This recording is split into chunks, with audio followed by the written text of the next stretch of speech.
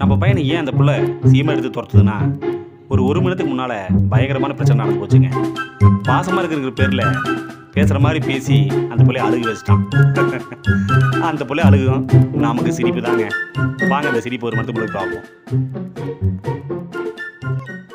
நான் சொல்கிற பச்சு கேட்க மாநில வேணும் அடிச்சு கொண்டாத்தவனுக்குலாம் புத்தி வரும். இனிமேல் பண்ணுவியா பண்ணுவியா பண்ணுவியா சொல்லு, பண்ணுவியாடா இனிமேல் பண்ணுவியா பண்ணுவியா? ஏங்க ஏங்க நில்லுங்க, ஏன் பையன் அடிக்கிறீங்க? எதுக்கு அடிக்கிறேன்னா உன் பையனை கொன்னே போடுவேன். அவளை வெறியாக்கிறேன் தெரியுமா? என்ன பண்ண தெரியுமா? சொல்லிட்டு போக மாட்டேன்.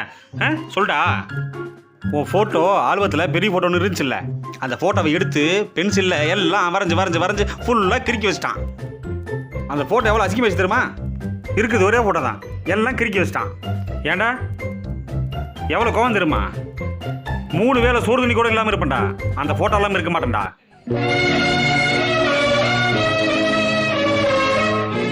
தெரியுமா? என் உடம்புல ரத்தம் கூட ஓடாமல் இருக்குண்டா, அந்த ஃபோட்டோ இல்லாமல் இருக்க மாட்டேன்டா.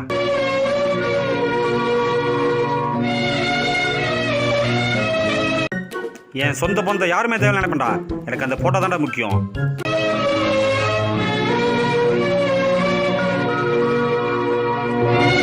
அந்த போட்டோவை கிறுக்கி வச்சுருவீங்க. ஏண்டா உன்னை அடிச்சு கொள்ளு. எவ்வளோ கோவம் திரும்புறவங்க இருக்கிற வரைக்கும் அவனை ஆடி விட்டுருக்கணும். நான் சொல்ல காப்பாற்றவும் இல்லை. நம்ம ஊர் கவுன்சிலருக்கு வர உன் ஃபோட்டோ தரன்னு வர சொல்லியிருந்தேன். என்ன பண்ணுறது மாதிரி தெரியல. ஏன் ஃபோட்டோ எதுக்கு கேட்டாரு? எதுக்கு கேட்பாரு? நம்ம ஊர் புதுசாக கக்கூஸ் கட்டுறாங்க.